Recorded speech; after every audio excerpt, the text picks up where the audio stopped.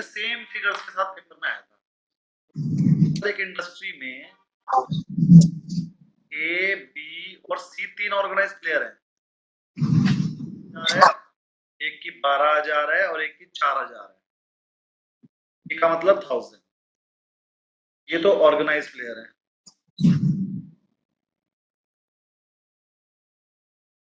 और अनऑर्गेनाइज कितने हैं? 20%। इन तीनों का टोटल किया 24,000 और ये 80% के इक्वल है। इतना तो सब कुछ क्वेश्चन में गिवन है। टोटल इंडस्ट्री कितनी है? अब इंडस्ट्री में दो ही तरह के बंदे होते हैं, तो ऑर्गेनाइज होते हैं या अनऑर्गेनाइज होते हैं। वो क्या है? 24,000 तो ऑर्गेनाइज, अनऑर्गेनाइज 20%। ये क्वेश्चन में पहले ही गिवन है, बट टोटल सर 24,000 तो 100 कितने? 30,000 आंसर आ गया। यानी कि टोटल इंडस्ट्री है 30,000 की, उसमें से 24,000 ऑर्गेनाइज्ड है और 6,000 वो जो कि 30,000 का ही 20% है। 6,000 अनऑर्गेनाइज्ड है। प्रतीक जी क्वेरी बताइए क्या? सर ये तो हमने आंसर निकाल लिया। As per the question 30,000 crore आ गया, वो मैं भी पहुंच गया। Now if I reverse the equation side, अगर मैं 30,000 crore is the total market size estimated, उसका 20% शुड बी, जो क्वेश्चन में ऑलरेडी गिवन है 24,000, लेकिन अगर मैं 30,000 करोड़ का 20% निकालूं तो 6,000 करोड़ निकलता। तो मेरी एक साइड की इक्वेशन ठीक नहीं बैठ रही। मेरा क्वेश्चन वो है। तो रहा है ऑर्गेनाइज 24 है। तो इसमें पूछा ना किसके नियर है, ऐसा कुछ पूछा था, तो वो 30,000 के नियर है। नहीं, उसने पूछा है कि नियरेस्ट आंसर बता दो। मतलब आपका अगर 30,000 आ रहा है और ऑप्शन में 30,000 नहीं मिले तो 29,960 होगा, तो वो भी आंसर मान लेंगे। लेकिन आपको तो एग्जैक्ट ही आ गया, तो आप तो एग्जैक्ट वाला ही बताओगे आंसर। मुझे बताओ प्रतीक जी, आपका क्वेश्चन नहीं समझ में आ रहा है। आप कौन सी इक्वेशन में डाल रहे हैं? सारे इक्वेशन में तो हो रहा है, लेकिन टोटल 30,000 है। 30,000 का 80% करा तो 24,000 भी आ रहा है ऑर्गेनाइज। 30,000 का 20% करा तो 6,000 भी आ रहा है ऑर्गेनाइज। कौन सी इक्वेशन में सेटिस्फाई नहीं हो रहा? सारे 30,000 का 20% करोगे ना, जो क्वेश्चन में डेटा गिवन है, अगर मेरे को उसी मैं 30,000 का 20% आना चाहिए ना, 24,000 वो तो नहीं आएगा। 30,000 का 20% कहाँ कहा? उन्होंने कहा ये जो 3 कंपनियां हैं ये ऑर्गेनाइज्ड हैं। उन्होंने कहा ये 3 कंपनियां तो ऑर्गेनाइज्ड हैं और जो बची है वो अनऑर्गेनाइज्ड हैं। अनऑर्गेनाइज्ड का मतलब अनरजिस्टर्ड कंपनियां। अनरजिस्टर्ड कंपनियों का हमारे पास नाम नहीं होता, इसलिए हम उन्हें बता ही नहीं सकते। ये ऑर्गेनाइज्ड कंपनियां के नाम है हमारे पास। क्वेश्चन में भी ये गिवन है। क्वेश्चन में गिवन है ऑर्गेनाइज्ड सेक्टर 3 है, बस 3 ही बंदे हैं, 3 प्लेयर है ऑर्गेनाइज, ए, बी और सी। ए, बी, सी की टोटल इनकम बता दिया आपको 24,000। वो 80% बोले, ये भी क्वेश्चन में बताया हुआ। क्वेश्चन में कहा कि अनऑर्गेनाइज्ड 20% बोला है। टोटल सर उन्होंने बोला ना, sample survey reveal that around 20% of the total sales came from unorganised sector. Unorganised में 20 है ना। तो वही मैं कह रहा हूं ना, आप total 30,000 is the total market size, उसका 20% शुड बी अनऑर्गेनाइज्ड। 6,000 आ रहा ना, 24 आना चाहिए। अनऑर्गेनाइज आपका 6 तो आया है। 24 तो ऑर्गेनाइज्ड है। ऑर्गेनाइज 80% है, 80% कर लो 30 का तो 24,000 आ जाएगा। नहीं तो अनऑर्गेनाइज्ड में डेटा दिया हुआ है। आप एक बार, मैं आपको क्वेश्चन के चैट में पेस्ट कर दूं? सर मेरे पास है। मैं चलो एक क्वेश्चन मैं आपसे पूछता हूं पहले, वो बताओ। क्या आप अपने आप को अनम्यूट रखिए। ठीक है सर। आपके बच्चे के 2 पेपर हुए जी। मैथ्स 100 में से 50 नंबर आ गए। ठीक है। और हिंदी में हमें पता नहीं 100 में से कितने आए, हमें नहीं पता। लेकिन टोटल बच्चे ने बताया मेरे 60%। टोटल कितने आए हैं? 60%। तो आप कैसे निकालोगे?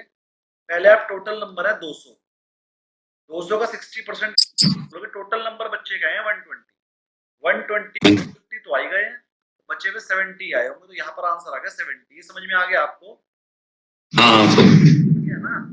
अब आप यहाँ पर ऐसा कुछ भी नहीं बोल रहे सर, क्वेश्चन में तो 60% बोला था, ये 70 क्यों नहीं हो रहा है? 200 का 60% या 200 का 40% 70 क्यों नहीं हो रहा है? ऐसा तो कुछ नहीं बोल रहा, क्योंकि जैसा क्वेश्चन था वैसा ही आंसर निकाला। बाद में सेटिस्फाई करना आपको नहीं आ रहा है, थोड़ी सी प्रॉब्लम आपको आ रही है सेटिस्फाइड करने की। क्वेश्चन आप गलत बना रहे हो। अब मैं आपको वो क्वेश्चन दिखा रहा हूँ आपके सामने, आप ऐसे ही बैठे रहिए, मैं क्वेश्चन दिखा रहा हूँ।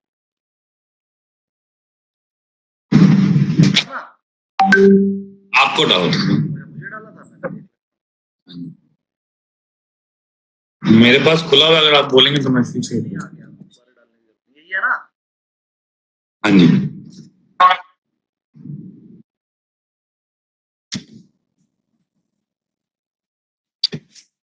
लीजिए क्वेश्चन सबके सामने आ गया। क्वेश्चन सबके सामने आ गया, क्वेश्चन पढ़ लेते हैं पहले। A tire company industry in a country comprised of 3 organized players. Organized है, इनके नाम भी पता है हमें, ABC 3 नाम। And several मतलब बहुत सारे, 100 200 500 1000 लाख होंगे, बहुत सारे। Several organized players। Sir unorganised बहुत सारे हैं, हमें नहीं पता वो कौन है, क्या है, कितने हैं। कितनी अंदाजा लगाया, एक सैंपल सर्वे किया गया और एक अंदाजा लगाया, पता लगाया, उससे पता चला हमें that 20% of total sale come from unorganised sector. फिर से मैं वही बता रहा हूं, अनऑर्गेनाइज्ड सेक्टर मतलब 30,000 टोटल है, 30% जो कि 6,000 हमारा आंसर आया है, ऑर्गेनाइज से आ रहा है। इसका तो क्वेश्चन में गिवन है पहले से ही, वो 24,000 है, तीनों को जोड़कर पता चला। और अब कोई सी भी क्वेश्चन सेट कर लो, सारी की सारी हो जाएंगी। अब प्रतीक जी फिर से बताइए प्रॉब्लम कहाँ है? गलती मिल गई सर मेरे को अपनी। हो गई क्लियर? हाँ, मेरे को अपनी गलती मिल गई, आपकी कोई दिक्कत नहीं। सबको समझ में आ गई मेरी ये वाली बात? और ये क्वेश्चन मेरे वाले पेपर में आया था, बहुत इंपॉर्टेंट क्वेश्चन, बहुत ही इंपॉर्टेंट और बिल्कुल इजी है। फिगर्स भी यही आई थी, 30,000 आंसर आया था, मैंने 1 सेकंड में लगा दिया था, कैलकुलेटर भी यूज नहीं किया, फट से आ गया क्वेश्चन। आधा पढ़ते ही 30,000 आंसर लगा देता, क्योंकि ये क्वेश्चन एनआईएसएम की बुकलेट का बैक क्वेश्चन मैं पढ़ कर गया था एक दिन पहले। मुझे बस तक याद थी, अरे ये तो एनआईएसएम का क्वेश्चन आ गया, देखती सर मैंने 30,000 का आंसर लगा दिया। बहुत इजी। सर एग्जाम में रफ शीट मिलेगी ना? हाँ, एग्जाम में आपको एक रफ शीट मिलेगी, उसे आगे और पीछे से आप यूज कर सकते हैं। एंड कैलकुलेटर हम कंप्यूटर का यूज कर सकते हैं। कंप्यूटर में ही यूज करना पड़ेगा। ऐसे यहाँ पर कैलकुलेटर लिखना सर्च में, कैलकुलेटर ऐसे करके कंप्यूटर के अंदर कैलकुलेटर ऐसे वाला आ जाएगा, ये जाएगा, इसको यूज करना है। अगर हम अपना टेबल कैलकुलेटर लेके वो अलाउड है? अलाउड नहीं है, आप ये वाला कैलकुलेटर यूज कर सकते हो। जिसको एक्सेल आता है, माइक्रोसॉफ्ट एक्सेल, वो माइक्रोसॉफ्ट एक्सेल भी यूज कर सकता है बड़ी कैलकुलेटर। ठीक है, चलिए आपकी प्रतीक जी एक ही वाली क्वेरी सॉल्व हो गई है। दूसरी क्या थी बताओ?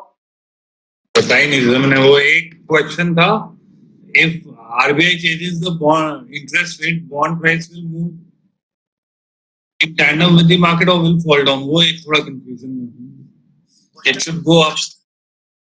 बोलिए दोबारा बोलिए। If let's say the government increases the interest rate, तो बॉन्ड प्राइस पे क्या फर्क? बॉन्ड प्राइस पे? हाँ जी, बढ़ाएंगे बॉन्ड का इंटरेस्ट रेट बढ़ाएंगे तो बॉन्ड के प्राइस में क्या फर्क पड़ेगा? उनका रिलेशन कैसा होगा? इट विल बी इनवर्सली और इनवर्स रिलेशन। बढ़ता है तो पुराने वाले बॉन्ड के रेट गिर जाते हैं, क्योंकि पुराने वाले बॉन्ड का रेट तो नहीं बढ़ रहा ना, नए वालों का ही बढ़ रहा है। तो जो चीज पुराने, जब नई वाली चीज ज्यादा इंटरेस्ट में मिल रही है तो पुराने वाली कोई क्यों खरीदेगा? तो पुराने वालों के रेट गिर जाएंगे। Inverse relation. चलिए एक क्वेरी और थी किसी की, वो बताइए क्या थी? सर 2 क्वेरी और थी ना, एक तो मुझे आपको कुछ रिवाइज कराना था, वो सारे के सारे क्वेश्चन, सारे फॉर्मूलाज, और एक क्वेरी और थी, मेरे दिमाग से निकल गई, किसकी थी और क्या थी बताइए। भूल गए आप भी? चलो जब याद आएगी तुम। हाँ, ग्रोथ वाला। सर उसके लिए मैंने फॉर्मूला बताया था, एक्सपेक्टेड रिटर्न का इनकम होती है वो divided by cost of equity, यानी कि इंटरेस्ट रेट जो गिवन हो वो माइनस ग्रोथ, बस ये, और इनटू 100। तो एक्सपेक्टेड रेट ऑफ रिटर्न आ जाता है। जैसे सर मान लीजिए आपको 50,000 रुपए इनकम चाहिए, इनटू 12 करोगे ईयरली निकालने के लिए। कॉस्ट ऑफ इक्विटी मान लो 12% क्वेश्चन में गिवन है, ग्रोथ 5% गिवन है, ये आ जाएगा और इनटू 100 कर देंगे, ये हो जाएगा 6 लाख, 6 मान लिया, डिवाइड बाय 6 इनटू 100। अगर आप 1 लाख रुपए जमा कर लो तो ये 6 लाख था ना, तो ये 100 लाख हो गए। अगर आप 1 करोड़ रुपए जमा कर लो तो आपके पास 6 लाख रुपए आते रहेंगे और वो हर साल 6% से बढ़ भी जाएंगे जिंदगी भर। आपके मरने के बाद आपके बच्चों को भी आएंगे, उनके मरने के बाद उनके बच्चों को भी आएंगे, उनके मरने उनके बच्चों को भी, और जिंदगी भर वो 6% सालाना बढ़ते भी रहेंगे। जब तक आप वो पैसे विड्रॉ नहीं करोगे ऐसा होता ही रहेगा, कभी वो पैसा खत्म होगा ही नहीं, उल्टा वो पैसा बढ़ रहा है। चलिए, इसमें कोई प्रॉब्लम बची हो तो बताइए, फॉर्मूला लर्न करना है और सॉल्व हो जाएगा। कोई क्वेरी इसकी? किसकी क्वेरी थी ये? हाँ सर, हो गई? उतनी नहीं हुई सर। क्या दोबारा बताएंगे? बताओ क्या समझ में नहीं आया? मेरे को समझ में नहीं आया। एक बार फॉर्मूला जो है फिर से फॉर्मूला फिर से लिखो, म्यूट कीजिए। वहाँ पे एक्सपेक्टेड इन्वेस्टमेंट, कितनी इन्वेस्टमेंट आपको चाहिए ये निकालने के लिए फॉर्मूला यूज होता है। फॉर्मूला क्या है? Income required per year divided by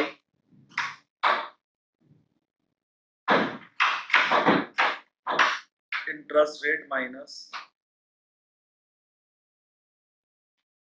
growth rate into 100।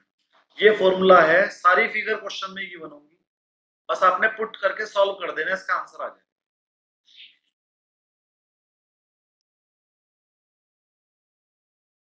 अभी क्लियर? इस मैंने बहुत ही ज्यादा फॉर्मूला है सर, समझ में फॉर्मूला है। अब एक उसमें डिटेल रख के बताइए सर। एक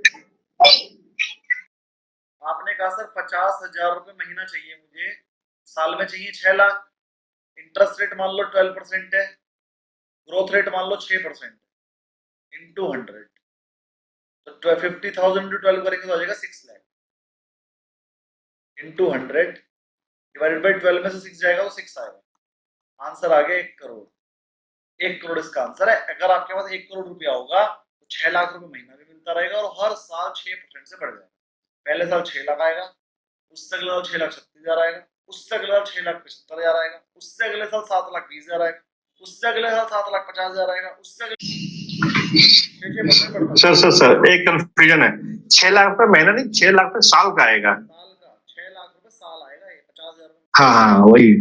हाँ 50,000 महीने ही तो चाहिए था आपको, तुमने 6 लाख इसलिए आपने गलती से बोल दिया कि 6 लाख रुपए महीने आएगा, तो मैं कंफ्यूज हो गया। 6 लाख रुपए साल, हमने साल का ही तो लिखा, देखो ईयर ठीक है, इनकम। हाँ आपने लिखा सही है, पर आपने वो बोलने में गलती कर गए, उससे मुझे कंफ्यूजन हो गया। अभी क्वेरी सॉल्व हो सर तो इससे वैल्यूएशन पता कैसे चलेगा कि कंपनी, सर? अगर कंपनी जैसे आपको ग्रोथ दे रहा है, कंपनी के डिविडेंड में ग्रोथ आ रही है, तो जब उसकी टर्मिनल वैल्यू निकलेगी वो यहाँ से 1 करोड़ निकलेगी इस वाले फॉर्मूले से, फिर उस 1 करोड़ की प्रेजेंट वैल्यू निकाल लोगे आप, तो कंपनी के शेयर की वैल्यू आ जाएगी। जैसे डीसीएफ अप्रोच में टर्मिनल वैल्यू निकालने के बाद फिर आप उसकी प्रेजेंट वैल्यू निकालते थे ना, तो टर्मिनल वैल्यू निकालने के लिए नया फॉर्मूला है बस ये, बाकी सेम चीज है डीसीएफ वाली।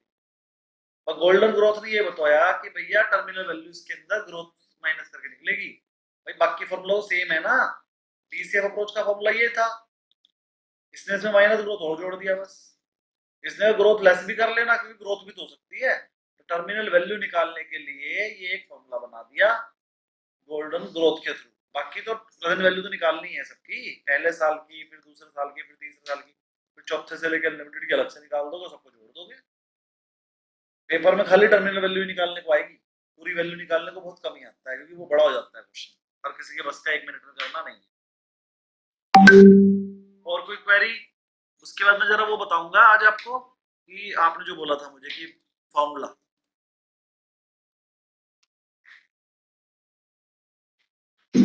सर वो फॉरवर्ड पी वगैरह क्या होते हैं, वो रिजल्ट रिपोर्ट में लिखी रहते हैं आईसीआईसी डायरेक्ट की, इसका फॉरवर्ड पी इसमें इतना है ऐसा सब फॉरवर्ड रिपोर्ट में। फॉरवर्ड पी का मतलब ईपीएस आज से 2 साल बाद का लिया है, तो उसका ईपीएस जब, एक तो मुझे वो शीट भेज दो सर जरा फॉर्मूला वाली, ग्रुप पे ही भेज दीजिए। अच्छा ग्रुप नहीं खोल रखा मैंने, सर जब ईपीएस 2 साल बाद का लिया है तो पीई भी 2 साल बाद का अंदाजा से लेना पड़ता है, कुछ कम ज्यादा। उसे फॉरवर्ड पी बोलते हैं। वैसे फॉरवर्ड पी नहीं, फॉरवर्ड ईपीएस होगा वहां लिखा, फॉरवर्ड ईपीएस होगा। पीई तो आप कोई सा भी ले लो, आजकल ले लो, 2 साल बाद का लगभग सेम ही रहता है। चेक कर लीजिएगा, अगर होगा भी तो उसका मतलब ये हमने अंदाजा लिया होता है आज से 2 साल बाद क्या मिलेगा। बैच किधर है?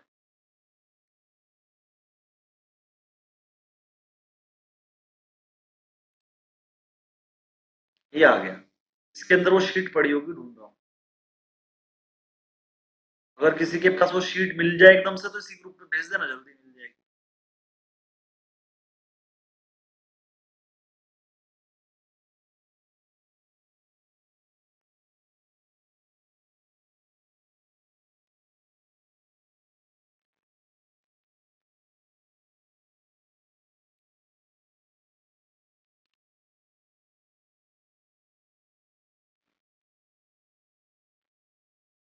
मिल गई मुझे।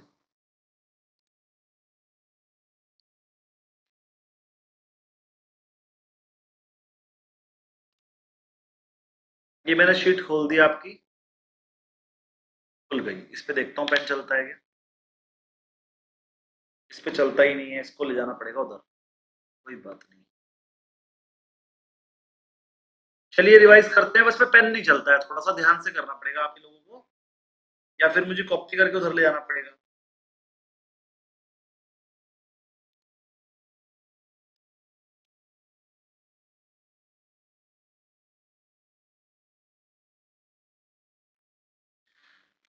जी, नेट प्रॉफिट का फॉर्मूला होता है, अब यहाँ लिखा नहीं जा रहा है ना, कैसे करोगे आप।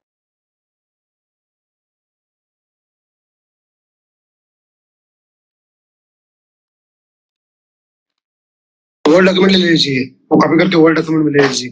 वर्ड डॉक्यूमेंट ये कॉपी करके, ये इमेज है ना, इमेज के साथ है ना, वैसे ही अभी कॉपी किया था ना हमने, वैसे ही कर दीजिए। और पीडीएफ है वो सपोर्ट नहीं कर रहा है।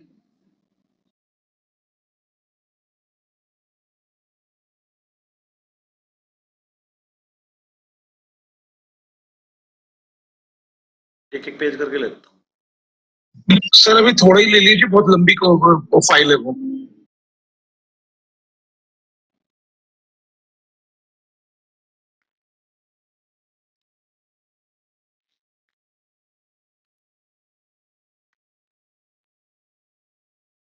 चलिए ये आपके सामने आ गया है, पहले इतना कर लेते हैं फिर दूसरा लेंगे।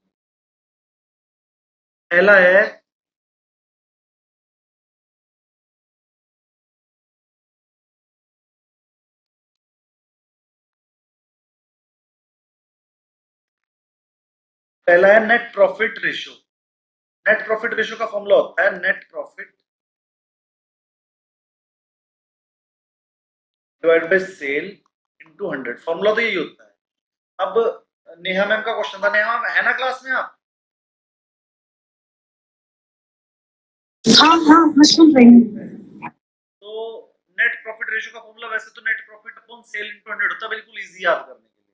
लेकिन सर ने इसे और इलेबोरेट करा कि अगर नेट प्रॉफिट क्वेश्चन में ना गिवन हो तो कोई बात नहीं, ग्रॉस प्रॉफिट में इनकम जोड़ देंगे, एक्सपेंसेस लेस कर देंगे, नेट प्रॉफिट निकल जाएगा। अब अगर इसे और लंबा करना हो तो भैया सेल में से सारे एक्सपेंस लेस करवा लो, क्योंकि ट्रेडिंग पीएल से नेट प्रॉफिट निकलता है ना, ट्रेडिंग पीएल से। यहाँ पर परचेज लिखी होती है, एक्सपेंस लिखे होते हैं, सेल लिखी होती है, क्लोजिंग स्टॉक लिखा होता है, इनकम्स लिखी होती है, इन सब में इसको लेस करके नेट प्रॉफिट निकल कर आता है। तो नेट प्रॉफिट कैसे भी करके निकालना है, उसे डिवाइडेड बाय सेल करना है, इनटू 100 करना है। अभी ये नेट प्रॉफिट का फॉर्मूला बताया सर। नेट प्रॉफिट निकालने के लिए वो पूरा का पूरा लेस वगैरह करो, सारे इनकम्स को ऐड करो और सारे एक्सपेंस को लेस करो तो नेट प्रॉफिट निकल आएगा। और नेट प्रॉफिट रेशियो निकालना हो वो भी सर आगे बताएंगे, तो net profit upon sale into 100, ये फॉर्मूला है। नेहा जी क्लियर है एक पहला फॉर्मूला? हाँ सर। सेकंड फॉर्मूला था हमारा इसमें ईपीएस का। ईपीएस का फॉर्मूला मैंने आपको बताया हुआ है सर। ईपीएस का फॉर्मूला टोटल नेट प्रॉफिट को नंबर ऑफ शेयर्स डिवाइड कर दो। इसका हमने आपको बताया था नेट प्रॉफिट निकालो, जिसे हम क्या बोलते हैं, ईएटी, अर्निंग आफ्टर टैक्स। मतलब अगर इसमें इंटरेस्ट वगैरह लेस ना हुआ हो तो करना पड़ेगा, क्योंकि हम नेट ईपीएस जो निकालते हैं इक्विटी शेयर होल्डर का होता है। इक्विटी शेयर होल्डर को देने से पहले इंटरेस्ट और टैक्स देना पड़ता है। तो यहाँ नेट प्रॉफिट का मतलब यहाँ पर आप लिख भी सकते हो ईएटी है, अर्निंग आफ्टर टैक्स। अगर क्वेश्चन में गिवन हो profit before tax is this, तो पहले टैक्स लेस कर लेना, उसमें ईएटी निकाल देना उसका, फिर EAT divided by number of share. तो ये फॉर्मूला मैंने आपको बताया था, वो आप अपने पास लिख लेना। तो यहाँ पर ये नेट प्रॉफिट जो लिख दिए हल्का सा गलत है, नेट प्रॉफिट की जगह पर आपको यूज करना है यहाँ पर ईएटी, अर्निंग आफ्टर टैक्स, क्योंकि नेट प्रॉफिट का मतलब होता है ईबीआईटी। नेट प्रॉफिट का मतलब क्या होता है? ईबीआईटी, जो कि ये वाला जो पहले नंबर पे बताया था, इसे ईबीआईटी बोलता है, earning before interest and tax. क्योंकि यहाँ पर कहीं पर भी इंटरेस्ट और टैक्स लेस नहीं हुआ, सिर्फ ऑपरेटिंग एक्सपेंसेस और सेलिंग एक्सपेंसेस लेस हुए हैं, तो इसे ईबीआईटी बोला जाता है। और जब हमें ईपीएस निकालना होता है तो हम ईएटी यूज करते हैं, अर्निंग आफ्टर टैक्स, मतलब इंटरेस्ट और टैक्सेस लेस हो गया। सेकंड फॉर्मूला सबको समझ में आ गया, और यहाँ पर ईएटी कर लेना, जिसके पास भी इसकी प्रिंट आउट है वहां पर ईएटी अभी लिख लो। हाँ जी, ओके सर। सेकंड फॉर्मूला सबको समझ में आ गया? ठीक। थर्ड, पीई रेशियो का फॉर्मूला सिंपल है सर, पी ऊपर ई नीचे, इजी, याद हो गया। इसका पी ऊपर वैल्यू नीचे, ये भी याद हो गया, नाम से ही पता चल रहा है, इसमें कुछ याद करने की जरूरत ही नहीं है। सर हाँ जी बोलिए। टोटल शेयर काउंट जो होता है ना, वो किसको हमें ऑप्शन शेयर जो बोलते हैं, जो मार्केट में ट्रेड हो रहा है वो, चाहे वो कंसीडर करते हैं, वो प्रमोटर के साथ सब कुछ सबके पास सारे के सारे सारे के सारे। ओके, जब भी शेयर काउंट बोलते हैं उसका पूरा का ले लेते हैं, ले लेते हैं। शेयर का मतलब सारे। सो जो भी स्क्रीन पे दिखाते हैं वो वही सब कुछ लाख होता है ना, स्क्रीन पे वेबसाइट पे दिखाते हैं। ओके स्क्रीनर पे लिखा होता है total number of share holder कितने हैं, उसमें से 60% है, 10% वहां है, 20% और परसेंटेज बताई होती है, लेकिन टोटल नंबर वहां लिखा ही होता है, उसमें सब कुछ होता है। Sure, okay sir. अगला क्वेश्चन है price to sales ratio, price ऊपर सेल नीचे। अरे अगर आपको कुत्ता बिल्ली रेशियो पूछेंगे तो कुत्ते को ऊपर और बिल्ली को नीचे रखना है, कोई भी रेशियो पूछे सर, चप्पल बाल्टी रेशियो, चप्पल ऊपर बाल्टी नीचे, जो नाम आ जाए पेपर में वही, आपने अपना दिमाग नहीं लगाना है, जो नाम आ जाए, जो पहले बोला उसे ऊपर, जो बाद में बोला उसे नीचे, ठीक है ना। तो हमारे सर ने जब हमें पढ़ाया था तो हमने कहा था बेटा कुत्ता बिल्ली रेशियो भी आएगा तो कुत्ता ऊपर रखना है और बिल्ली नीचे, और अगर बिल्ली कुत्ता आ गया तो बिल्ली ऊपर कर देना इस बार, कुत्ता नीचे, ठीक है। फिर अगला फॉर्मूला लिखा है ये, price to sales ratio. Price का मतलब प्राइस, अब प्राइस आप एक शेयर की नहीं ले सकते, प्राइस आप पूरी कंपनी की लोगे, तो price into number of share, और price into number of share को क्या बोलते हैं? Market cap. अगर पूरी कंपनी का सारा पैसा निकालना हो, सारे शेयर बेच दे तो कितना पैसा मिलेगा? वो price into number of share करके तो आएगा, तो मार्केट कैपिटलाइजेशन का फॉर्मूला हो गया, तो ऊपर मार्केट कैप हो गया, नीचे सेल। आपने ये तो पूछा प्राइस अपॉन सेल रेशियो, तो प्राइस का मतलब एक शेयर की प्राइस मत ले लेना, जब सेल पूरी कंपनी की ले रहे हो तो प्राइस भी पूरी कंपनी की लेनी पड़ेगी, तो नंबर ऑफ शेयर से मल्टीप्लाई कर लेना पहले प्राइस को, उसे बोलते हैं मार्केट कैपिटलाइजेशन। तो ये वाला जो फॉर्मूला आपने लिया है कोई अलग नहीं बनाया, अरे भाई जब सेल पूरी कंपनी की लोगे तो प्राइस भी पूरी कंपनी की लोगे, है ना। इसीलिए ये वाला फॉर्मूला और ये वाला फॉर्मूला सेम है, क्योंकि ये करंट मार्केट प्राइस एक शेयर की नहीं लेनी है, मार्केट कैपिटलाइजेशन लेनी है, मतलब इनटू नंबर ऑफ शेयर लिख लेना है आपको। ये नंबर ऑफ शेयर ऊपर लिख लेना, क्योंकि यहाँ पर एक शेयर का नहीं लेना है, current market price of the full company लेना है। चलिए आगे लेते हैं थोड़ा सा और, करंट यील्ड। ये तो आपको भी पता है सर, अगर मैं 100 रुपए 10 रुपए मुझे मिल रहे हैं, 100 रुपए लगा रखे हैं तो ऐसे ही निकलेगा 10/100 × 100। जितना इंटरेस्ट आपको मिल रहा है वो, और जितनी उसकी आज की वैल्यू है वो, करंट यील्ड। यील्ड मतलब मैं कितने % पैसा कमा रहा हूँ, जितना पैसा कमा रहे हो ऊपर रख दो, जितनी उसकी वैल्यू हो नीचे रख दो, ये तो कोई पूछने का क्वेश्चन ही नहीं है। अगर यील्ड निकालनी हो तो सबको पता है सर, मैंने जितना पैसा लगाया वो नीचे रख दूंगा, जितना कमाया ऊपर रख दूंगा, परसेंटेज निकल कर आ जाएगी। मेरे बच्चे ने 100 में से 15 नंबर लाया, 15 ऊपर 100 नीचे, इंटू 100, 15% नंबर लाया, ये तो सबको पता है। मैंने सर 50 रुपए कमाए 200 लगा के, इंटू 100, 25% पैसा कमाया, ये तो कोई प्रॉब्लम वाली बात ही नहीं है। 6 फॉर्मूले, 6 फॉर्मूला सबको समझ में आ गए। ईपीएस कैसे निकालेंगे? ईपीएस, अर्निंग पर शेयर, बताया तो था ऊपर, EAT divided by number of share. मैंने एक पूरी की पूरी टेबल बनवाई थी आपसे, EBIT, लेस करवाया था इंटरेस्ट, EBT, लेस करवाया था टैक्स, EAT। ये वाला EAT जो है ना, इंटरेस्ट और टैक्स लेस करने के बाद आता है, यही EAT आपने यहाँ लेना है। फिर इसी के नीचे मैंने लिखवाया था नंबर ऑफ शेयर, और इस EAT को नंबर ऑफ शेयर्स डिवाइड करा दे तो आंसर आया था EPS। यही मैंने फॉर्मूला बताया है। फिर इस EPS को ही मैंने PE रेशियो से मल्टीप्लाई करवा देता तो आंसर आ गया था मार्केट प्राइस पर शेयर। ये पूरी टेबल मैंने आपको बनवाई थी, टेबल लर्न करनी। सचिन जी समझ में आ गया? क्लियर हो गया सर। टेबल अगर किसी के पास ना हो तो ग्रुप में देना, कोई टेबल भेज दो, कोई ना कोई दोस्त यार भाई आपकी हेल्प कर देगा, टेबल भेज देगा। ठीक है सर, छोटी छोटी प्रॉब्लम्स तो आपस में सॉल्व कर लेना। सपोज क्वेश्चन आप एग्जांपल भी दिया करंट यील्ड का सर ने समझाने के लिए, वो कितना बहुत मेहनत करके बनाई गई है। मुझे कभी कभी तो देखकर ये लग रहा है कि खुद बनाई ही नहीं, AI से बनवाई। नहीं सर, मैं खुद बनाया, मगर मैं credit goes to my wife sir, she wrote it टेलनीटली। वो मैं समझ रहा हूँ, इसके अंदर ऐसी डाल रखी जो मैंने भी नहीं समझाई, तो मैं बुक सर्च करा गया है, वहां से कॉपी करके, लेकिन जो ना बहुत ही बढ़िया बनाया।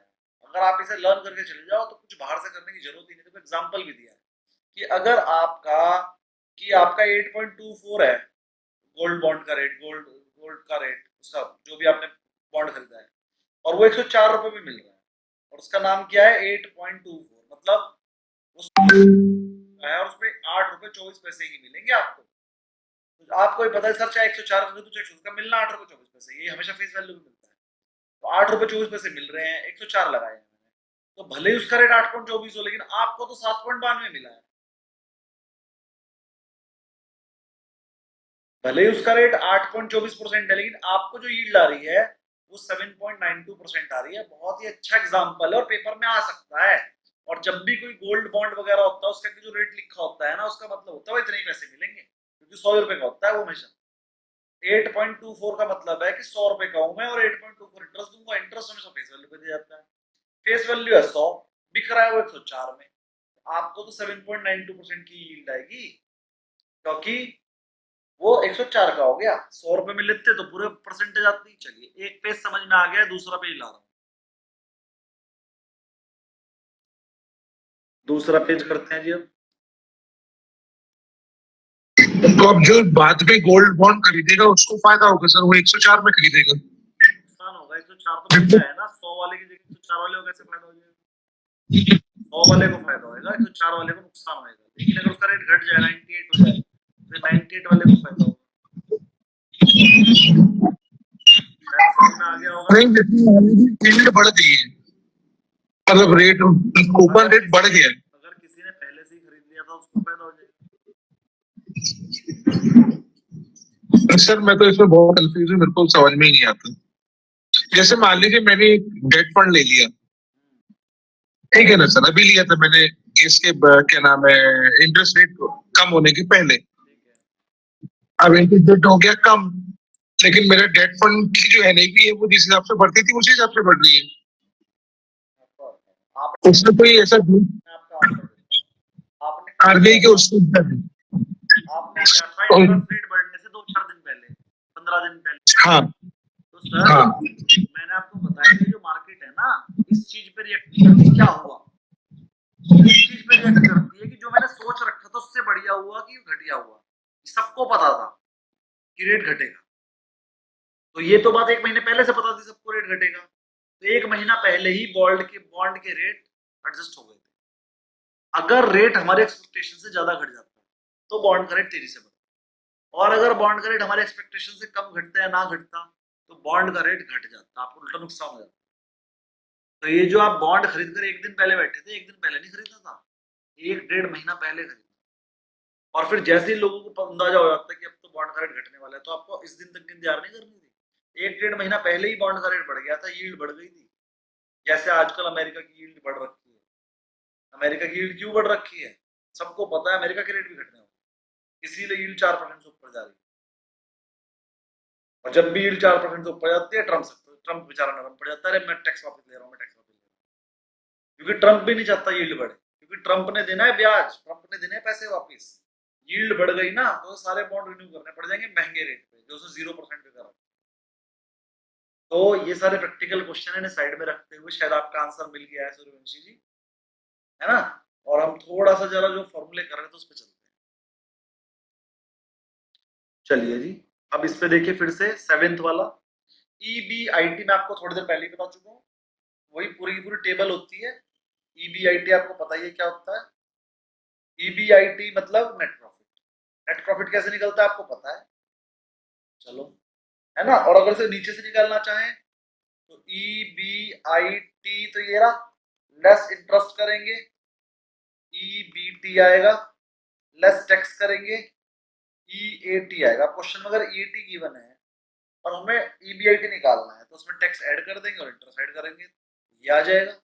मान लीजिए EBIT आपका 1000 था, इंटरेस्ट 100 था, 900 आ गया, टैक्स 200 था, 700 आ गया। अब अगर क्वेश्चन में 700 गिवन है तो 700 में 200 टैक्स को और 100 को इंटरेस्ट को ऐड कर दो तो अपने आप 1000 आ जाएगा।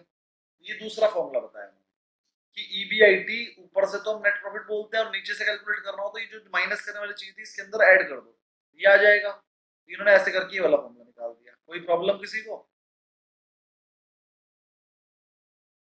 सबके लिए क्लियर? यही सब लिखा है इसके अंदर। उसके बाद हम आ जाते हैं नीचे। अरे पूरा नहीं हुआ था क्या? पप्पी पूरा नहीं हुआ शायद, हुआ तो है। ये लो आ गया पूरा। हाँ 8 से देखो EBIT मार्जिन। अब मुझे बताओ EBIT किसकी वजह? EBIT होता है नेट प्रॉफिट, आपको भी बताया। EBIT किसकी वजह से होता है? नेट प्रॉफिट किसकी वजह से होता है? क्योंकि हम सेल करते हैं, सेल करेंगे तो भी तो नेट प्रॉफिट होगा ना। इसलिए EBIT मार्जिन का रेशियो में हमेशा सेल पे निकालेंगे, EBIT ऊपर रख देंगे, सेल नीचे। ऐसे ही प्रॉफिट आफ्टर टैक्स, प्रॉफिट से रिलेटेड जितनी भी चीज होती है वो सेल की वजह से होती है, सबके नीचे सेल ही आएगा। तो ये भी प्रॉफिट आफ्टर टैक्स पूछा तो प्रॉफिट आफ्टर टैक्स ऊपर, सेल नीचे। अब आ जाओ रिटर्न ऑन इक्विटी। रिटर्न का मतलब भी क्या होता है? Net profit. लेकिन अब की बार में सेल पे नहीं पूछी, अब की बार ने पूछी इक्विटी पे।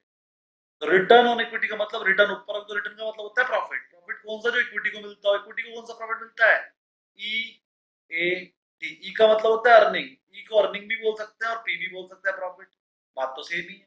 तो इन्होंने पैट लिख दिया, इसने ऑब्लिक करके EAT भी लिख दो आप, ऑब्लिक करके, दोनों ठीक है, पैट भी ठीक है, एट भी ठीक है, दोनों ठीक है।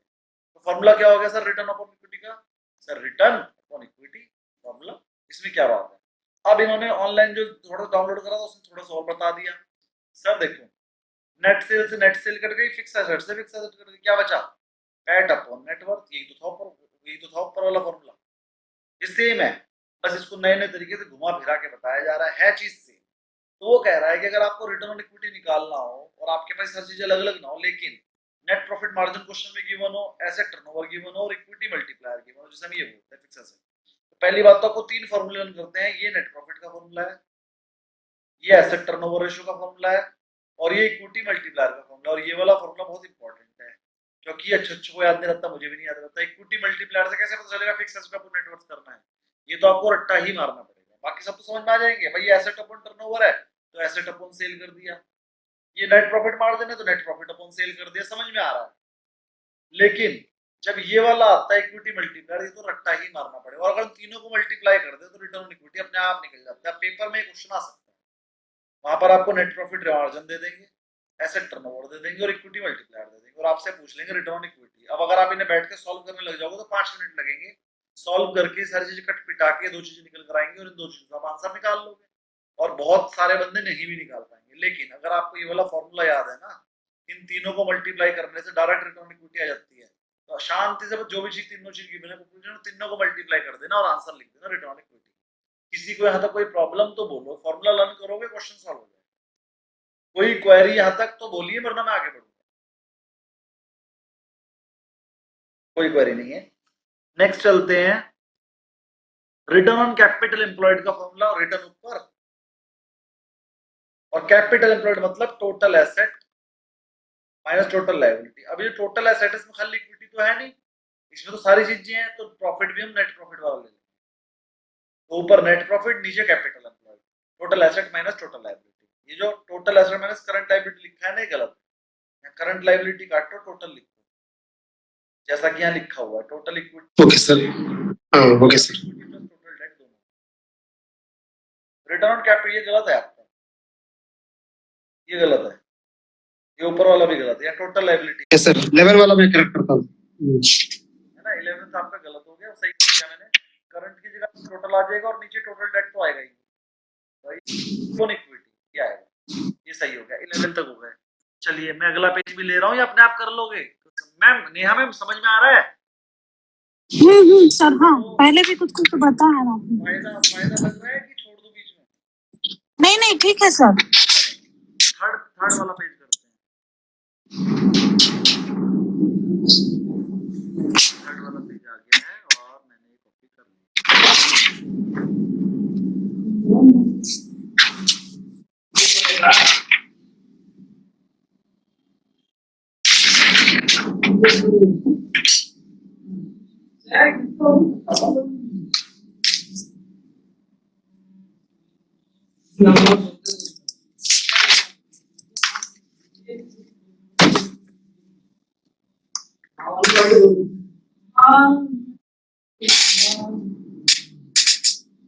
लीजिए एंटरप्राइज वैल्यू में हम क्या करते हैं सर, वहां पर इक्विटी के साथ साथ नीचे डेट भी रखते हैं।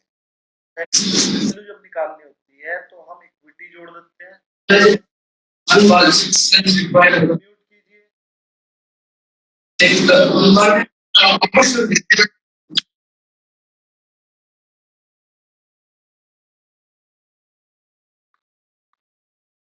एंटरप्राइज वैल्यू का फॉर्मूला ये है, सारी इक्विटी जोड़ दो, सारा डेट जोड़ दो और उसमें से माइनस कर दो कैश एंड कैश इक्विटी। बस ये वाला फॉर्मूला छोटा वाला, बस ये वाला कर लो ना, यही पेपर में आएगा। ऊपर भी यही लिखा हुआ है, ऊपर भी यही लिखा हुआ है, बस थोड़ा बड़ा करके लिखा है, लिखा ही। आगे बढ़ते हैं, कोई क्वेरी हो तो बोल देना। अगला फिर वही शुरू हो गया sir. Sir book value to total, book value क्या होती है sir? Total asset minus total liability. Book value per share क्या होती है सर? पहले बुक वैल्यू निकाल लो, total asset minus total liability करके, जैसे इक्विटी शेयरहोल्डर फंड भी बोल सकते हैं, और डिवाइड कर दो नंबर ऑफ आउटस्टैंडिंग शेयर्स। यानी कि यहाँ पर भी आपने यही वाली फिगर रखनी थी, total asset minus total liability यहाँ लिखना है। उसे शेयरहोल्डर फंड भी बोलते हैं, शेयरहोल्डर इक्विटी भी बोलते हैं। समझ में आया नहीं हाजी? 14th भी हाँ सर। सबको भी समझ में आ गया ना? किसी को कुछ समझ में ना आ रहा हो तो बता। Very good. 15 था प्राइस, प्राइस ऊपर रख दिया, बुक वैल्यू नीचे रख दी, इसमें तो कुछ समझना ही नहीं है। डेट इक्विटी, डेट ऊपर रख दिया, इक्विटी नीचे रख दी, इसमें भी कुछ समझना नहीं है। कुत्ता बिल्ली रेशियो है। तो interest coverage ratio, interest coverage ratio का मतलब मैंने आपको बताया था कि कितना गुना हम इंटरेस्ट से कितना गुना कमा रहे हैं। जब इंटरेस्ट की बात करेंगे तो इंटरेस्ट से पहले वाला प्रॉफिट लेंगे, यानी कि EBIT लेंगे, क्योंकि EBIT में से ही तो इंटरेस्ट लेस होता है। अगर यहीं पर आपको डिविडेंड कवरेज रेशियो पूछ लेता तो डिविडेंड किस में से दिया जाता है? EAT में से। वहां पर फॉर्मूला हो जाता है EAT अपॉन डिविडेंड। और एक क्वेश्चन मैंने और बताया था, वो लिख लेना, फिक्स चार्ज कवरेज रेशियो। ये बहुत इंपॉर्टेंट है, मेरे पेपर में आया था। फिक्स चार्ज कवरेज रेशियो का मतलब क्या होता है सर? जो हमें देना ही देना। और फिक्स चार्ज सिर्फ दो ही तरह के होते हैं, क्या क्या? एक तो इंटरेस्ट प्लस डिविडेंड प्रेफरेंस का। प्रेफरेंस शेयर का डिविडेंड देना ही देना होता है अगर प्रॉफिट है तो, और वो फिक्स चार्ज की तरह काम करता है। जब फिक्स चार्ज कवरेज रेशियो पूछेगा तो इंटरेस्ट और डिविडेंड से डिवाइड करना EBIT को, तो इसका फॉर्मूला हो जाएगा EBIT divide by fix charge. और फिक्स चार्ज क्या होता है? इंटरेस्ट प्लस प्रेफरेंस डिविडेंड, दो चीजें होती है। तब EBIT divide by interest plus preference dividend करना है। करंट रेशियो का फॉर्मूला तो याद कर लो, बहुत इंपॉर्टेंट है, current assets upon current liability. और क्विक रेशियो का फॉर्मूला हो गया, करंट एसेट में से बस इन्वेंट्री लेस कर देना और नीचे करंट लायबिलिटी रख देना। तो अब पेपर में आपको करंट रेशियो और क्विक रेशियो दोनों दे देगा और पूछेगा स्टॉक बताओ कितना है, तो उसे सॉल्व करना पड़ेगा। स्टॉक को x मान के, let the stock be x, जैसे आपने 11th 12th में पेपर में सॉल्व किया था मैथ्स वाला क्वेश्चन, सॉल्व करके स्टॉक की वैल्यू निकाल लेना। सर एक बार फिक्स चार्ज रेशियो बताइए वापस। फिक्स चार्ज रेशियो बता देते हैं, ये 18 और 19 पहले बता रहा हूँ, फिर बाद में fix charge.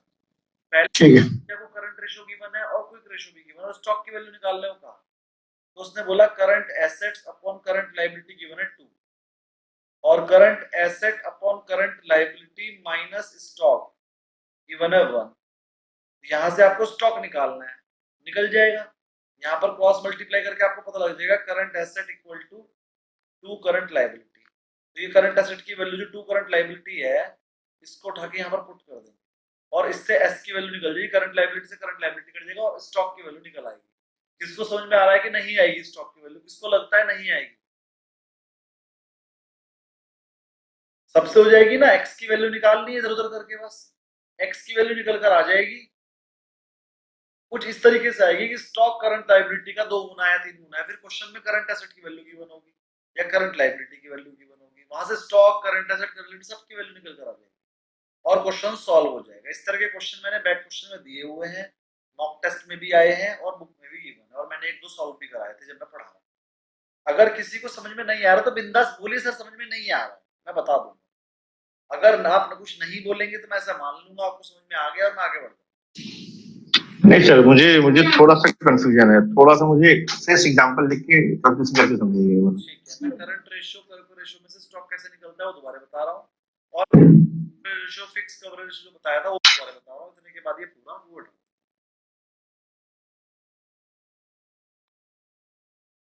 Fix coverage ratio का फॉर्मूला होता है, फिक्स कवरेज रेशियो का फॉर्मूला होता है EBIT डिवाइडेड बाय इंटरेस्ट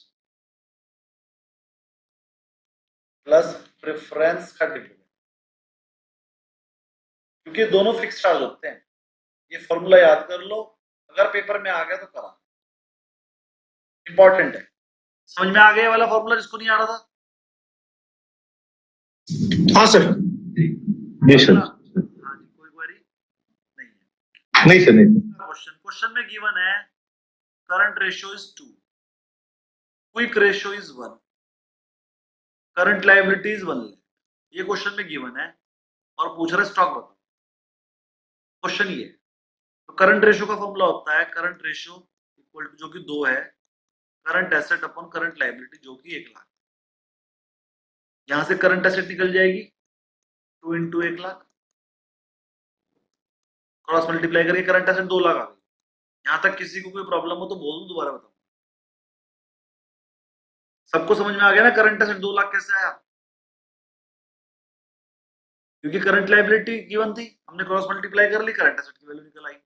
अब ये सारी वैल्यू, क्योंकि हमें करंट लायबिलिटी भी पता लग गई, करंट एसेट भी पता लग गई, क्विक रेशियो के फॉर्मूले में रख दो। क्विक रेशियो का फॉर्मूला होता है current asset quick ratio minus stock divided by current liability. इसको मैं यहां सॉल्व कर रहा हूं। क्विक रेशियो 1 गिवन है, करंट एसेट 2 लाख गिवन है, minus stock divided by 1 lakh, cross multiply कर लिया, 2 लाख माइनस स्टॉक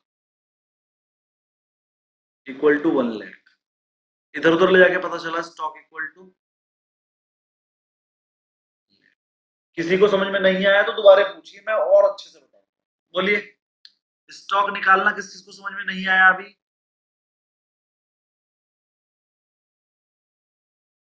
सबको आ गया? वेरी गुड, डिलीट करो। अगला लास्ट पेपर, 4th।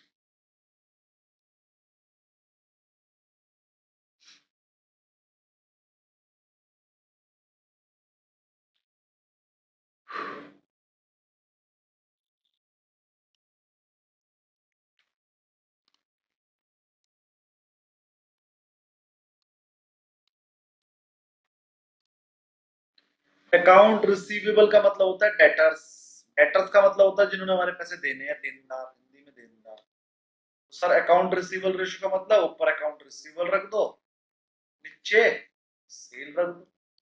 अच्छा, अगर आपको निकालना है परसेंटेज में तो अकाउंट रिसीवेबल ऊपर रहेगा, अगर आपको निकालना है टाइम्स में तो उल्टा कर देते हैं, sale divide by account receivable कर देते हैं। हर एक फॉर्मूले में है ये।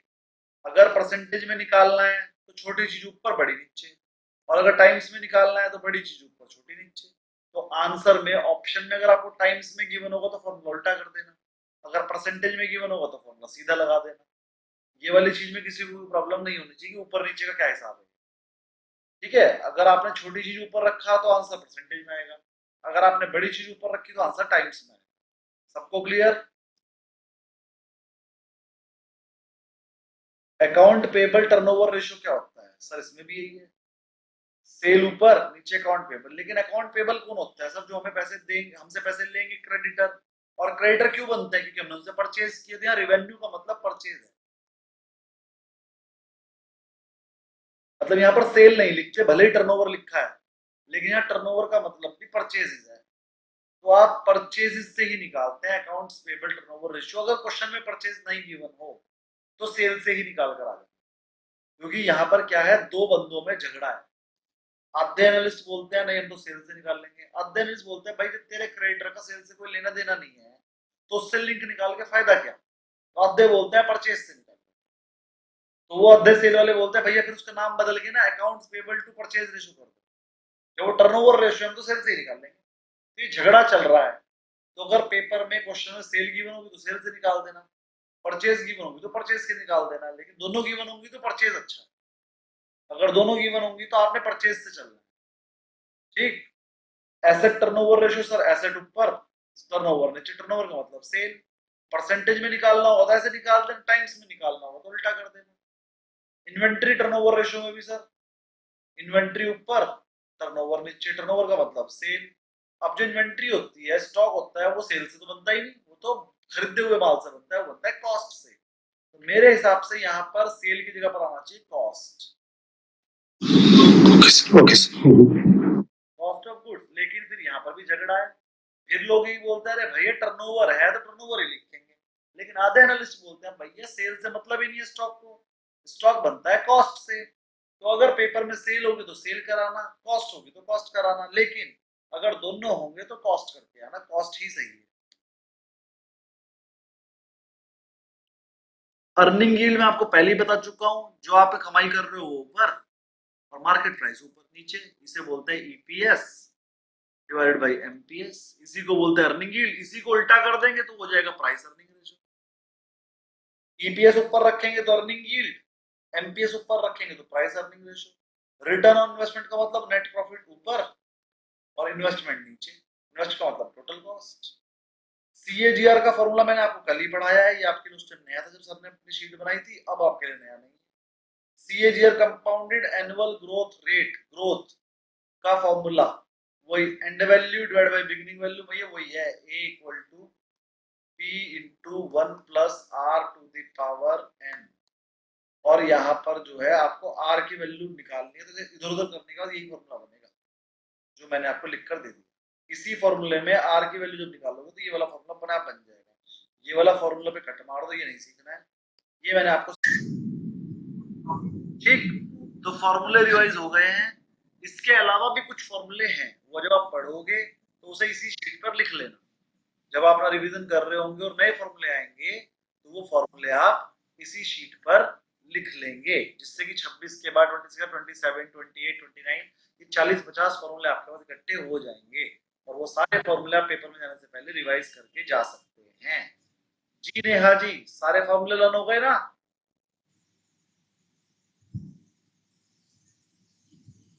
हाँ सर, थैंक यू सर। चलिए, तो आज क्लास तो हो नहीं पाई। अच्छा, चलिए मैं थोड़ा सा आपको ना होमवर्क दे देता हूँ, पढ़ा नहीं रहा हूँ कुछ। और कोई क्वेरी किसी की जो मुझे आज ही लेनी है तो बता दीजिए, वरना फिर मैं थोड़ा सा बता के क्लास ओवर कर दूँ। सर ये सीएजीआर का कोई प्रैक्टिकल एग्जांपल के साथ जरा बताइए, कंपनी का कोई भी। रत्नाकर जी, ये जो सीएजीआर है ना, सीएजीआर ये इस चीज के बना है कि हम वैल्यूएशन करते हैं, एनालिसिस। तो ये कंपनी का एग्जांपल नहीं, जब हम आपको रिपोर्ट पढ़ाएंगे ना, रिपोर्ट पढ़ाएंगे पर डीसीएफ अप्रोच से, सीएजीआर अप्रोच से, पीई रेशियो वाली अप्रोच से, अर्निंग पर शेयर की अप्रोच से, और कुछ अप्रोचेस मैं आपको और सिखाऊंगा। ठीक है, वो वाली अप्रोचेस से आप वैल्यूएशन करेंगे, आप करेंगे। और मान लीजिए आप आईसीआईसीआई डायरेक्ट, चलो एक साइट बता रहा हूँ आपको, ये वाली साइट नोट कर लीजिए।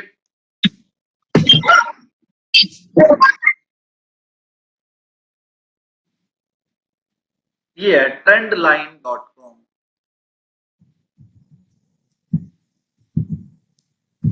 ठीक, साइट का नाम मैं आपको बड़ा करके दिखा देता हूँ। हाँ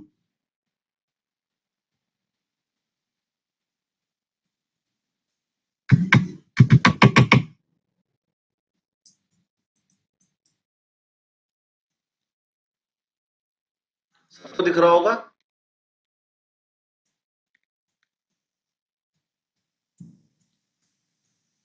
ये है नाम, ट्रेंड लाइन। लाइन की स्पेलिंग है LYNE। जब आप ये वाली साइट खोलेंगे तो आपके सामने ही आएगा। फिर इसमें जाके आप रिपोर्ट्स में जाओगे। रिपोर्ट्स में जाकर आप यहाँ पर ऑल रिसर्च रिपोर्ट है, ये वाली पे क्लिक कर दोगे तो जितनी भी लेटेस्ट रिपोर्ट आई होंगी आपके सामने आ जाएंगी। फिर इनमें से 4, 5, 10, 50, 100 रिपोर्ट पढ़ लेना। पढ़ने से आपकी नॉलेज बढ़ जाएगी।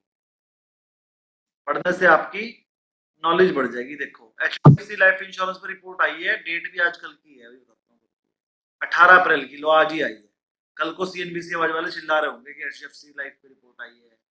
इन्फोसिस पे भी आ गई। लो इन्फोसिस का रिजल्ट चलो पढ़ ही लेते हैं जरा, क्योंकि मुझे भी इन्फोसिस का रिजल्ट, मैंने कोफोर्ज ले रखा है। कोफोर्ज अगर इन्फोसिस गिरा तो कोफोर्ज भी गिरेगा। इसकी रिपोर्ट पढ़ लेते हैं चलो। ये देखो इन्फोसिस की रिपोर्ट आज ही आई है, यानी कि रिपोर्ट आज के रिजल्ट देखने के बाद आई है। आप लोग बोलते हैं ना सर रिपोर्ट कैसे बनाई जाती है, लो देख लो, रिपोर्ट ही दिखा रहा हूँ आपको। किसने बनाई? बैंक ऑफ बड़ौदा ने बनाई है। चलो रिपोर्ट देख लेते हैं सर। बैंक ऑफ बड़ौदा ने इसके करंट जो इसके अभी कल ही वो आए हैं रिजल्ट, उस पे बनाई है। क्या बताया इसने? वो फाइनेंशियल Q4 जो फाइनेंशियल 25 का और 26 का है, गाइडेंस और वीकर देन एक्सपेक्टेड। जो हमने एक्सपेक्ट किया था उससे कम गाइडेंस दी है, 25% कम दी है। Decline possibly price sum of that. कह रहा है कि 25% तक का स्टॉक डिक्लाइन कर सकता है इसकी वजह से। Third party item which inflated yearly revenue growth, सबको दिखाई तो दे रहा है ना? और बड़ा कर दिया। हाँ, तो वो कह रहा है कि the average since 20 will be drag it wind down materially. कह रहा है कि जो रेवेन्यू गाइडेंस दी है ना वो 120 बेसिस पॉइंट का मतलब 1.20%। 120 बेसिस पॉइंट का मतलब लगभग 1.25%। 1.20% से कम करी है। तो अगर इतनी कम हो गई, अगर आपकी ग्रोथ ही कम हो गई, ग्रोथ तो छोड़ो, ग्रोथ जो 5% हो रही थी वो बढ़ने की जगह अब वो 3.80 होगी, मतलब 1.20 कम हो गई। तो हमने तो शेयर का प्राइस उस हिसाब से रखा था कि 5% भागेगा, 5% ग्रोथ दिखाएगा, वो ग्रोथ और बढ़ने की जगह कम हो गई तो शेयर का प्राइस गिर सकता है इनके हिसाब से। अब आगे वो बोल रहा है एज्यूम 1% या 5% तक की USD रेवेन्यू ग्रोथ अगर हो भी जाए 26-27 में, तो maintain target P multiple but lower target price. कह रहा है कि पीई तो हम आपको सेम दे देंगे, लेकिन जब आपकी ग्रोथ कम होगी तो ईपीएस भी तो कम हो जाएगा। जब ईपीएस इंटू पी करोगे तो टारगेट प्राइस कम हो जाएगा। कह रहा है कि हम पीई को तो कुछ नहीं कह रहे, प्राइस अर्निंग तो हम सेम दे देंगे आपको, लेकिन आपका ईपीएस ही कम हो जाएगा जब आपकी रेवेन्यू ग्रोथ ही कम है। जब आपकी कंपनी सेल ही कम करेगी तो उसका जो हम एक्सपेक्टेड ईपीएस था वो कम हो जाएगा। उसकी वजह से हम टारगेट प्राइस को कम कर रहे हैं। कितना कम कर रहे हैं वो भी पढ़ लेते हैं जरा सा। क्या कह रहा है वो सर? सब कुछ पढ़ पुराने के बाद इस पूरी रिपोर्ट को पढ़ोगे तो आपको समझ में आएगा सर। एक तो इसमें ट्रंप की टेंशन है, ट्रंप 2.0। सर पता नहीं ट्रंप क्या पागलों की तरह कुछ भी बोल देगा, और जब भी वो कुछ बोलेगा सबसे पहले आईटी कंपनी का माल गिरेगा। आईटी कंपनी के अपने ऑर्डर चले जाते हैं। सर कोविड की तरह तो नहीं होगा कि अभी कम है काम और बाद में ज्यादा, लेकिन ट्रंप के बोलने से बहुत नुकसान होगा। हमारा डॉलर भी ऊपर नीचे होगा। डॉलर के ऊपर जाने से आईटी को फायदा होता है, क्योंकि आईटी कंपनीज को जो पेमेंट मिलती है वो डॉलर्स में मिलती है। तो वो कह रहा है अगर डॉलर ऊपर जाएगा तो कंपनी को फायदा है, लेकिन जिस तरह से ट्रंप फालतू बोल रहा है डॉलर तो गिर ही जा रहा है, और डॉलर के गिरने से भी कंपनी को नुकसान होता है। वो कह रहे हैं कि डॉलर के गिरने की वजह से ही कंपनी का 10% ग्रोथ चला जाएगा और बचा हुआ 2% ग्रोथ कंपनी की सेल गिरने से जा रहा है। तो वो कह रहा है कि देखो टीसीएस ने भी कहा है, टीसीएस और विप्रो ने भी कहा कि भैया हमारी जो रेवेन्यू है वो कम आया है। तो कह रहे जब टीसीएस और विप्रो के भी कम आया तो आपके भी कम ही आएंगे। तो हमें ऐसा लगता है पूरा का पूरा आईटी सेक्टर गिरेगा, ऐसा बड़ौदा वालों ने बोला। थोड़ा सा और आगे पढ़ते हैं चलो। वो कह रहा है कि फुल ईयर रेवेन्यू ग्रोथ जो 4.2 दी गई है, और जो कि 4.5 से लेके 5% तक हमें लग रहा था आप दोगे, तो हमारे एक्सपेक्टेशन से कम दी है। कितनी कम दी है? 0.3%। 3% के लगभग कम हुई है। कांस्टेंट करेंसी में भी दिक्कत है और भैया डॉलर भी गिरेगा, उसकी वजह से इन्फोसिस को नुकसान हो सकता है। ये सारी चीजें आप पढ़ लेना, इसमें यही सब लिखा हुआ और लास्ट में टारगेट दिया होगा। इस तरह से बनती है। आपको जो जो लगता है सब बताना होता है। सर ऐसा ऐसा ऐसा मुझे इसकी वजह से लगता है कंपनी में ये होगा वैसा होगा, सब बता दो। बताने के बाद नीचे टारगेट दे दो। बहुत लंबी रिपोर्ट बनाई भाई इन्होंने तो, 19 पेज की। टारगेट प्राइस के ऊपर ही लिख देते हैं शुरू में, ये रहा। वो कह रहे हैं हम टारगेट कम कर दिया, हमने टारगेट कम कर दिया इन्होंने, ये रहा, और रेटिंग बढ़ाई है। ठीक है, अब इनका चीज बता रखी है इन्होंने, ये आ गया देखो जो मैं आपको पढ़ाता ही हूँ। टोटल रेवेन्यू बताया, ईबीआईटी बताया, नेट प्रॉफिट बताया, ईपीएस कैलकुलेट कर लिया 64 रुपए। अब ये कह रहे हैं कि 25 में जो ईपीएस आएगा वो 64 रुपए का आएगा, और 26 में जो एक्सपेक्ट कर रहे हैं वो सिर्फ 66 रुपए का कर रहे हैं, और 27 में जो एक्सपेक्ट कर रहे हैं वो 73 रुपए का कर रहे हैं। ठीक है, लेकिन हमारा अंदाजा क्या था कि 72 रुपए का ईपीएस आएगा। वो 72 वाली चीज अगर 66 हो गई तो शेयर गिरेगा। कितना गिर सकता है? मेरे हिसाब से 5 से 10% गिरेगा, क्योंकि आपने ईपीएस में भी 10% का कट किया है। जो ईपीएस आप पहले 72 लेकर चल रहे थे वो 67 रह गया, तो 5 रुपए 5.5 रुपए ईपीएस कम हो गया, लगभग 6% कम हो गया, तो शेयर भी कल को 6% गिरेगा। ठीक है, ये कंसेंसस ईपीएस मतलब सर हमारा अंदाजा जो पहले से एनालिस्ट ने अंदाजा लगा के रखा था ईपीएस इतना आएगा, लेकिन अब वो बदल गया। हमने 72 के हिसाब से इसके हिसाब से चल रहा था इसका रेट, लेकिन अब ईपीएस हो गया 66, तो अब 66 के हिसाब से इसका रेट हो जाएगा। जब ईपीएस 5 हमने गिर रहा है तो मार्केट एडीजे ये क्या है एडीजे ईपीएस एडजस्टेड ईपीएस। ठीक, तो पीई रेशियो वगैरह उन्होंने सब निकाल रखा है, उसके प्राइस भी बताएंगे, नीचे कहीं ना कहीं टारगेट भी दिया होगा, क्योंकि टारगेट दिए बिना तो रिपोर्ट बनती ही नहीं।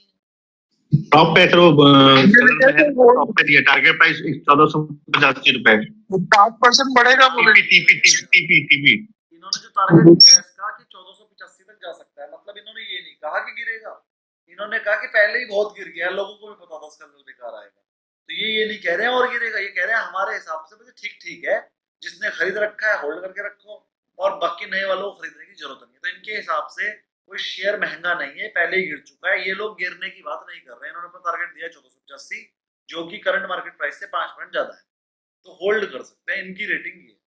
चलिए, बाकी यहाँ पर बहुत सारी रिपोर्ट्स हैं, आप सारी पढ़ लेना, और रिपोर्ट में से कोई बढ़िया सी रिपोर्ट होगी लेटेस्ट वाली, बस पिछले एक हफ्ते की पढ़ना, से ज्यादा मत पढ़ना, और एक हफ्ते में कोई ऐसी रिपोर्ट होगी ना जिसमें टारगेट मोटा सा हो जाए, मैं दिखाता हूँ कैसे।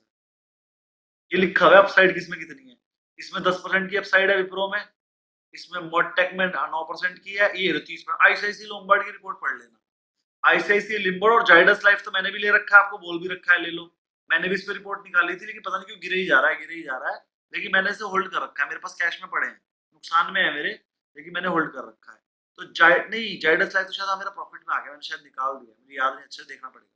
तो जाइडस लाइफ तो मैं भी कह रहा हूँ लॉन्ग टर्म के लिए होल्ड कर लो, 17% छोड़ो, 30% बढ़ेगा मेरे हिसाब से, 30% बढ़ेगा यहाँ से भी। 1100-1200 रुपए का मेरा टारगेट है इसका, बड़े आराम से आ जाएगा 1-1.5 साल के अंदर। और आईसीआईसीआई लोम्बार्ड आप पढ़ लेना, जाइडस लाइफ अगर आप पढ़ोगे तो बहुत बढ़िया रिपोर्ट है, मैंने भी बनाई थी और मैंने पढ़ रखी है ये रिपोर्ट इनकी, 16 अप्रैल को दोबारा निकल गई होगी, लेकिन जो पहले निकाली थी उन्होंने आज से 6 महीने पहले, वो मैंने पढ़ी थी, बहुत बढ़िया थी। और जाइडस लाइफ पढ़ने में आपको मजा आएगा, और आईसीआईसीआई लोम्बार्ड भी अगर आप समझ पाओ तो समझ लेना। ये 2 रिपोर्ट आप पढ़ सकते हो, इसमें मोटा टारगेट है, आपको रीजन समझ में आएगा कि इतना बड़ा टारगेट क्यों दिया कंपनी ने, आपको रीजन समझ में आ जाएगा, तो आपको मजा भी आ जाएगा। ट्रेंड लाइन था इसका नाम। चलिए सर गोल्ड में रिपोर्ट नहीं आई अभी, गोल्ड में देखो, गोल्ड कोई कंपनी तो है नहीं, कोई शेयर तो है नहीं कि उसकी ईपीएस से पी रेशियो मल्टीप्लाई करके रेट निकाल लेंगे। गोल्ड चलता है प्योरली डिमांड एंड सप्लाई पे और टेक्निकल, उसका फंडामेंटल कुछ नहीं। ठीक है, तो गोल्ड पे रिपोर्ट निकाल लिया, गोल्ड पे रिपोर्ट निकालना सिर्फ इसलिए जरूरी हो जाता है क्योंकि गोल्ड की वजह से हमारी पूरी मार्केट ऊपर नीचे हो जाती है, क्योंकि गोल्ड का रेट बहुत सारी करेंसी, बहुत सारी कमोडिटीज पे फर्क डाल देता है, इसलिए गोल्ड पे भी सारे के सारे एनालिस्ट रिसर्च करते हैं, लेकिन रिसर्च कैसी करते हैं कि ओवरऑल गोल्ड की डिमांड कैसी है, ओवरऑल गोल्ड का प्रोडक्शन कैसा है, उसके हिसाब से क्या रेट में फर्क पड़ सकता है, बस इंटरेस्ट रेट से क्या फर्क पड़ेगा।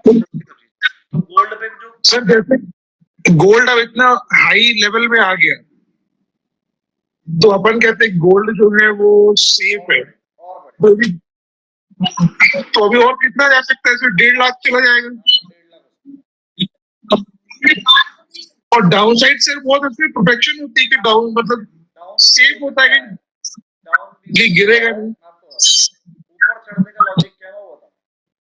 एक, बहुत लंबे टाइम तक इन्फ्लेशन काबू में अब नहीं है, यूएस की भी नहीं आएगी, इंडिया की भी नहीं आएगी, और कंट्रीज की भी नहीं आएगी, है ना। जो 6-7-8% की इन्फ्लेशन यही बनी रही है ना, कम नहीं हुई, और जब तक इन्फ्लेशन कम नहीं होगी गोल्ड का रेट नहीं गिरता है, पहला। दूसरा, ट्रम्प उल्टे सीधे काम करता रहेगा और प्राकृतिक संसाधन नेचुरल रिसोर्सेज हमारे देश में और दूसरे देशों में खत्म हो जा रहे हैं। अब इन चीजों पे झगड़ा शुरू होगा। पानी पे पाकिस्तान का पानी मोड़ दिया, क्योंकि हमें पानी की जरूरत थी, हमें पाकिस्तान से कोई दुश्मनी नहीं है। हमें पाकिस्तान का पानी रोक के हमें क्या, अरे भाई हमारे पास एक्स्ट्रा है, पानी को पी ले। लेकिन अब एक्स्ट्रा नहीं है, ये बात हमको सबको समझ में आ गई है, अब एक्स्ट्रा नहीं है, इसलिए हमने वो पानी रोक दिया। इतने सालों से क्यों रोका था, नहीं जरूरत थी, अब हमारे पास ही कम है, हमने रोक दिया। ऐसे ही अगर हमारी जब नदी वहां नहीं जाएगी तो नदी के खनिज लवण, उसके अंदर जो प्राकृतिक चीजें हैं वो भी उसके आने जाएंगी, तो हमने अपनी तरफ मोड़ दिया। उसके लिए कई हजार करोड़ रुपए खर्च करे, लेकिन जो उसके अंदर रेता बालू जो उसके यहाँ चली जाती थी वो नहीं जाएगी, वो हमारे काम की चीज। तो अब आने वाले टाइम में इन सब चीजों पे झगड़ा शुरू होगा। तीसरी चीज, गोल्ड जहां पर स्टोर करके रखा जाता है इंग्लैंड में, जब M6 पे आप ट्रेड करते हो या गोल्ड ऑन्स में जब आप डॉलर में ट्रेड करते हो, तो उसका एक उसका वेयर हाउस है। मुझे ऐसा लगता है इंग्लैंड में जो वेयर हाउस है ना, उसके अंदर गोल्ड ही नहीं है। स्टॉक के हिसाब से आपके पास 50 टन गोल्ड होना चाहिए, लेकिन वेयर हाउस में 25 टन ही है, मुझे ऐसा लग रहा है। क्योंकि अभी थोड़े दिन पहले जब ऑडिट हुआ था ना, तो कुछ गोल्ड कम निकला था, ये रिपोर्ट आई। लेकिन बाद में उन्होंने ना मीडिया को पैसे पुसे खिला के शांत कर दिया। लेकिन मैं आपको बता रहा हूँ उसी दिन से गोल्ड भागता है। उस टाइम पर गोल्ड सिर्फ 70,000। जब ये वाली न्यूज आई तो मैंने उस दिन कहा था गोल्ड 1 लाख जल्दी आ जाएगा, एक ही महीने में। तो इसी डर से तो उसने जर्मनी ने तो मंगा भी तो मांग भी तो रहा है अपना गोल्ड अमेरिका से, इसी डर की वजह से। हाँ, और वो गोल्ड है नहीं वहां पे।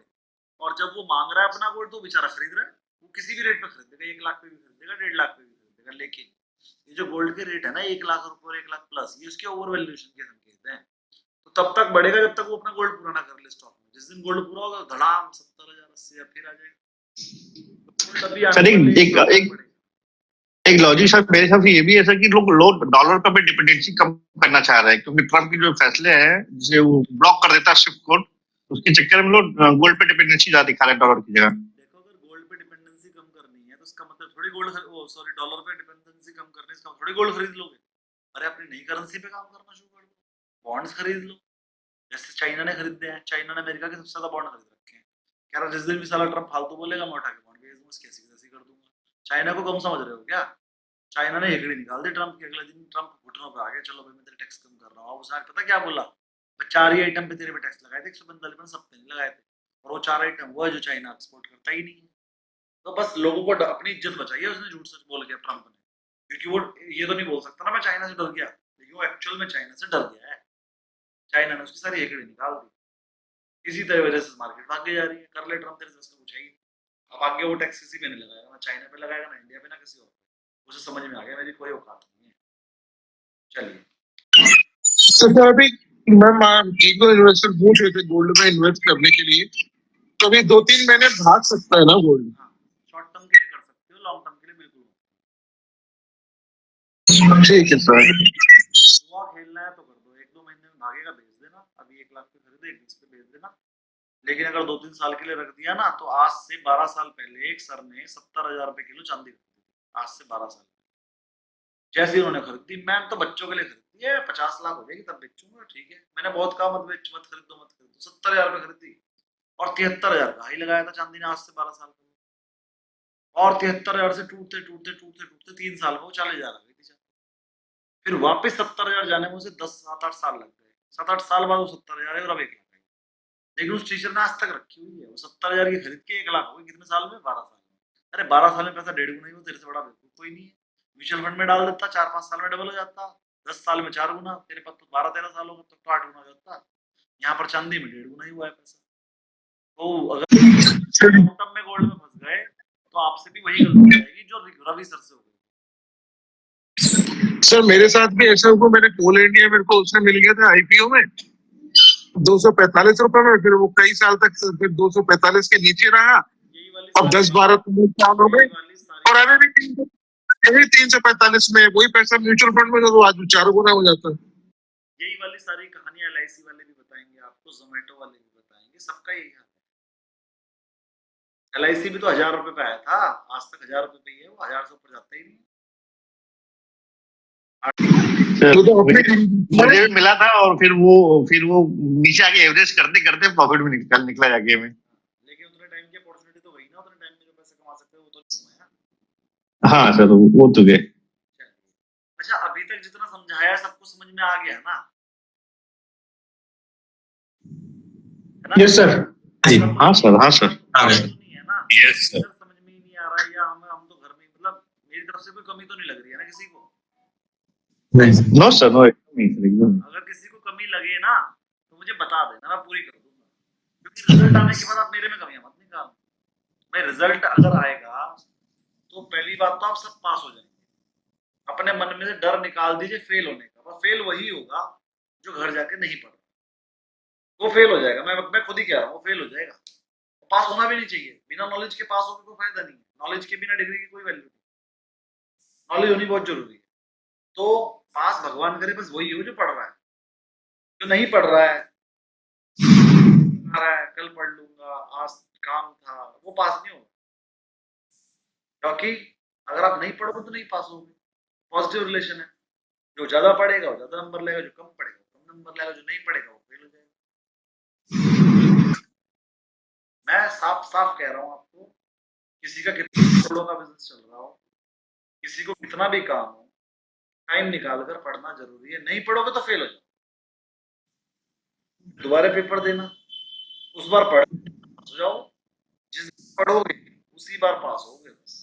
और अगर पढ़ोगे तो फेल तो पढ़ना है। कितना पढ़ना है? बस पूरे दिन में 2 घंटे, पूरे दिन में 2 घंटे। 2 घंटे का मतलब 2 घंटे में जितना भी पढ़ा जाए, 1 चैप्टर 2 चैप्टर रिवाइज कर जाए उतना कर लो। 2 घंटे में जितने क्वेश्चन सॉल्व हो जाए उतने कर लो। 2 घंटे में 2 मॉक टेस्ट हो जाते हैं, वो कर लो। बस 2 घंटे रोज। कब? और पेपर दिन पहले उसे 4 कर देना, पेपर से 5 दिन पहले उसे 6 घंटे कर देना, पेपर से 2 दिन पहले पूरा पढ़ते ही रहना, बस कुछ और काम करना ही। बस इतना कर लेना, पेपर में 100 में से 100 नंबर कम नहीं आएंगे, 100 में से 100। अपने पेपर में जाने से पहले मैंने इतना नहीं किया, लेकिन नॉलेज बहुत थी पहले से, आपको नहीं है। आपको इतना ही करना पड़ेगा जो पढ़ाई कीजिए, मॉक टेस्ट लीजिए, और जब आपके मॉक टेस्ट खत्म हो जाए ना तो ग्रुप पे डालिए सर मॉक टेस्ट दो, मॉक टेस्ट दो, आपको मॉक टेस्ट मिल जाएंगे। मॉक टेस्ट बनाना मेरा काम नहीं है, तो वो सर का काम है, इसलिए वो डालो। और क्वेरी लेना मेरा काम है, वो भी डालो, मैं क्वेरी ले लूंगा। ठीक है? तो हमारी पूरी टीम आपकी सेवा में तत्पर है, छोटी टीम नहीं है। आपकी सेवा करने के लिए हम 4 से 5 बंदे लगे हुए हैं।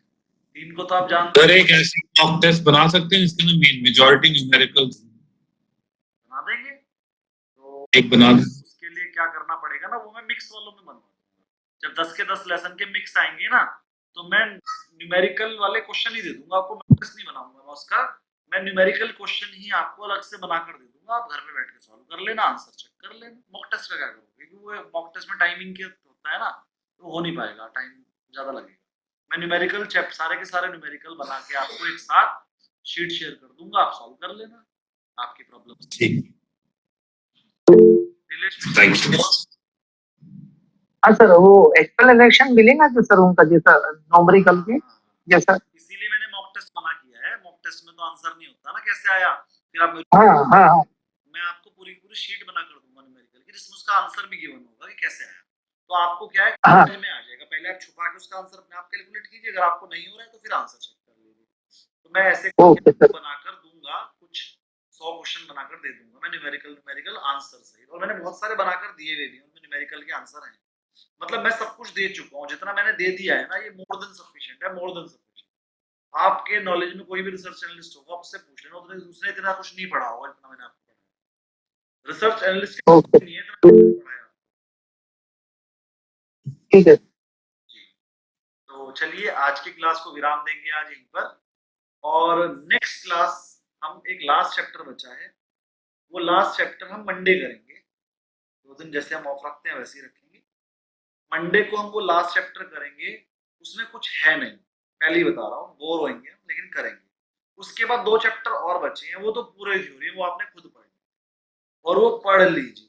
ठीक, उसके बाद हम आपको कुछ दिन की छुट्टी दे देंगे, और बीच बीच में जो आपकी क्वेरी होगी आप ग्रुप पे डालते रहेंगे, और मैं तो सोल्यूशन ग्रुप पर ही देता हूँ। सर एक चीज है सर, एक रिक्वेस्ट ये भी है, अगर किसी के पास कोई क्यूरीज है तो ग्रुप में डाले। इंडिविजुअल डालता है तो हम लोग को नहीं पता चलता, अगर सबको डालने ग्रुप में डालेंगे। पहली बात दीपक जी, आप भी और पंकज सर को भी गलत फहमी है कि कोई मुझे इंडिविजुअल कुछ डाल रहा है। मेरे पास इंडिविजुअल एक भी क्वेरी नहीं है। हाँ ठीक है सर। आती ही नहीं है, गलत फहमी दूर कर लो। मतलब मैं वो नहीं बोल रहा हूँ, अब मुझे लगता है कोई डालता हो तो हमको भी पता चल जाएगा, तो हमारा रिवीजन हो जाएगा। दीपक जी सुनिए, अगर कोई मुझे इंडिविजुअल डालता भी है ना तो भी मैं उसका आंसर हमेशा ग्रुप पे देता हूँ, क्योंकि मैं भी यही चाहता हूँ कि अगर मैंने मेहनत एक बार की है ना तो मेरी मेहनत सबको मिल जाए, मुझे बार बार ना करनी पड़े। तो इंडिविजुअल क्वेरी मैं कभी सॉल्व करता ही नहीं हूँ। आप पूरे दिन मुझे कोई भी क्वेरी डालते हैं, कोई छोटी मोटी क्वेरी है कि चलो जरा सी बात बता के पता लगी तो बता देता हूँ, वरना मैं हमेशा वो क्वेरी क्लास में ही लेता हूँ, क्योंकि मेरी मेहनत मुझे बहुत कीमती लगती है। मैं एक ही चीज को 18 बंदों को अलग अलग नहीं बताऊंगा।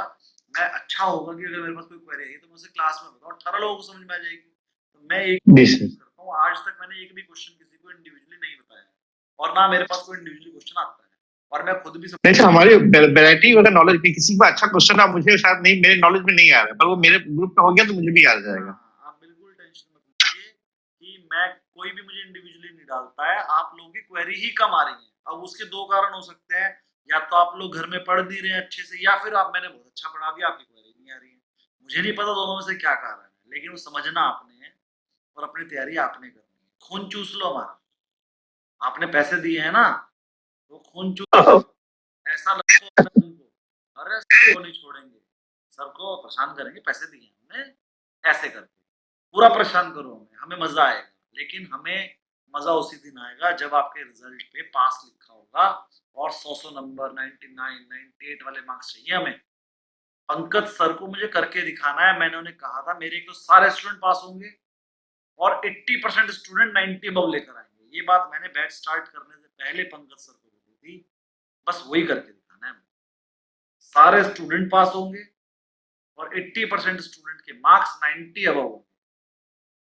ये मुझे करके दिखाना है, तो मेरे पढ़ाने का फायदा है। अगर मेरे पढ़ाने के बाद भी 50-50 70-70 80 नंबर ही लाओगे तो भैया मैं क्यों पढ़ा रहा हूँ? फिर तो कोई भी पढ़ा देगा 70-80 नंबर, तो तब भी आ जाते हैं, मजा नहीं आएगा। अपना टारगेट 100 का रखो, फिर जो हो जाए वो बढ़िया। हमें तो पास का रिजल्ट चाहिए।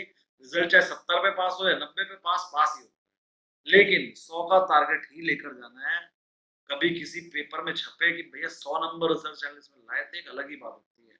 कभी अनिल सिंघवी जी से मिलने का मौका मिल जाए आपको तो उन्हें अपना रिजल्ट दिखा सकते हो, मैं रिसर्च एनालिस्ट हूँ, 100 में से 100 लाया, तो उसकी वैल्यू एक अलग ही होगी।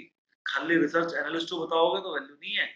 रिसर्च एनालिस्ट हूँ, 100 में से 100 लाया था, 99 लाया था, उसकी वैल्यू ये लोग हो सकता है इसी बात से इंस्पायर होकर अनिल सिंघवी जी आपको अपने चैनल पे बुला ले और आपके बारे नहीं आ रहे हो जाए जी। बिजनेस पे अगर आपको 1 घंटे का टाइम भी मिलेगा तो 1 लाख रुपए महीना कमा लोगे 1 घंटे में। तो बेसिक क्या है कि रिजल्ट अगर अच्छा होगा तो आपके फ्यूचर के लिए भी अच्छा है। सिर्फ पास होना ध्येय मत रखिए, नंबर अच्छे लाने हैं, 100 में से 100 ही लाने हैं, 99 भी नहीं चले। टारगेट 100 का होना है। मेहनत कर लो, थोड़ी सी मेहनत आपको 1 करोड़ रुपया कमा सकती है और पूरी जिंदगी में 100 करोड़ भी कमा सकती है। आज की थोड़ी सी आप में से जिसकी 12th क्लास में 2nd डिवीजन आ गई होगी, आज भी जब उसके बच्चे उसका 12th का पेपर देखते होंगे, मार्कशीट उठा के देखते होंगे, तो 2nd डिवीजन ही होती है उसमें, चाहे आप कितने भी इंटेलिजेंट हो उसके बाद। इस चीज से फर्क नहीं पड़ता आपकी नॉलेज कितनी बढ़ गई, इस चीज से फर्क पड़ता है कि जब पेपर दिया था तो नॉलेज क्या था। पेपर आपका हफ्ते 10 दिन बाद है, पढ़ लो इन 10 दिन। मैं आपको सिर्फ समझा सकता हूँ, पढ़ा सकता हूँ, करना आपने। चलिए आज के लिए इतना ही। Thank you very much. शब्बा खैर, good night. Good night. Good night sir. Good night, thank you sir. Good night. Good night.